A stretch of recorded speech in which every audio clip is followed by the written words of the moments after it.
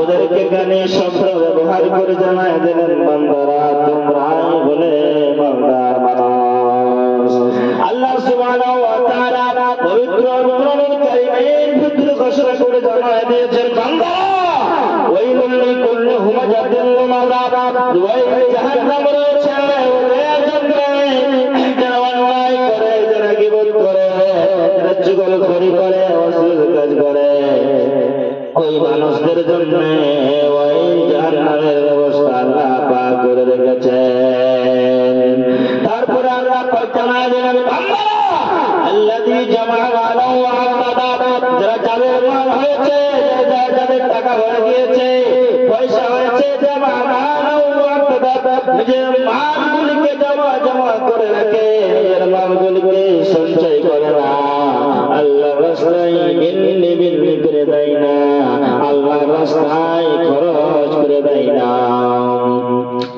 মসজিদে গিয়ে দান করে না, আল্লাহর পথের প্রতি হয়ে দান করে না, মাদ্রাসায় দান করে না, ফকির মিসকিনদের থেকে দান করে না, এরাকে আল্লাহ সুবহানাহু ওয়া তাআলা জানায় দিয়ে বলছেন, আল্লাযী জামাআ মালাহু ওয়া আ'তাদা, যারা নিজের মালগুলিকে জমা করে রাখে, যারা নিজের মালগুলিকে হিসাব করে রাখে, গিনতি করে রাখে।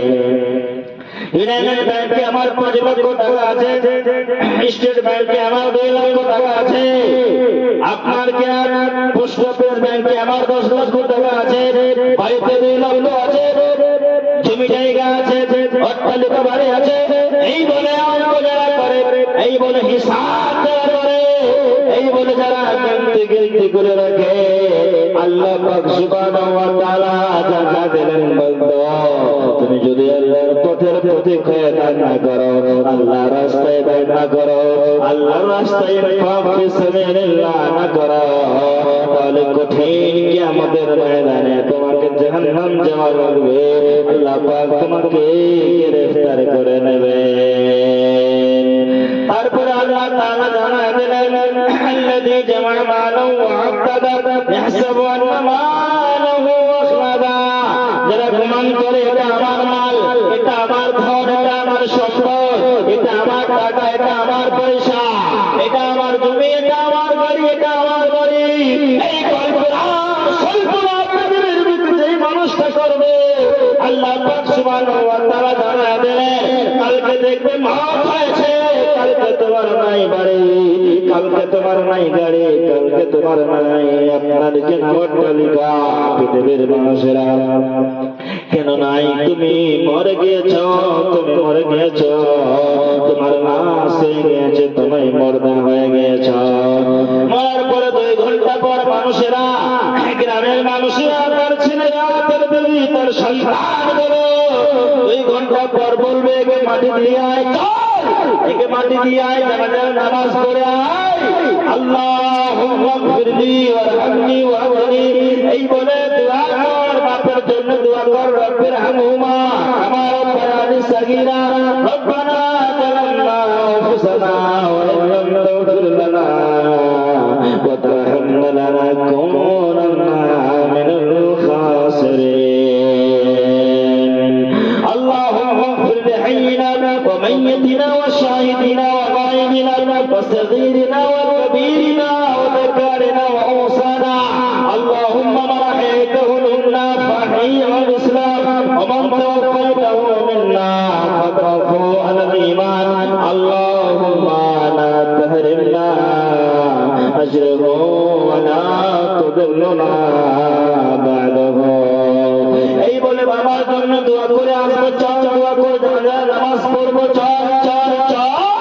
গ্রামের মানুষেরা সবাই মিলে, ছেলে মেয়ে সবাই মিলে বাপের জানাজার নামাজে দোয়া করে, আল্লাহ তুমি বাপকে মাফ করো, আল্লাহ তুমি মাকে ক্ষমা করো। এই বলে যখন বাপ মরে যায়, কবরস্থানে নিয়ে গিয়ে দফন হয়ে চলে আসে, দুনিয়ার মানুষেরা বল তোরা যে সকালকে বললি এটা আমার বাড়ি, এটা আমার গাড়ি, এটা আমার জমি, এটা আমার জায়গা, তবে এখন কবরে বসে আছি, কবরে বসে আছি, মানুষ কথা বলতে পারে না, মানুষ কথা বলতে পারে না।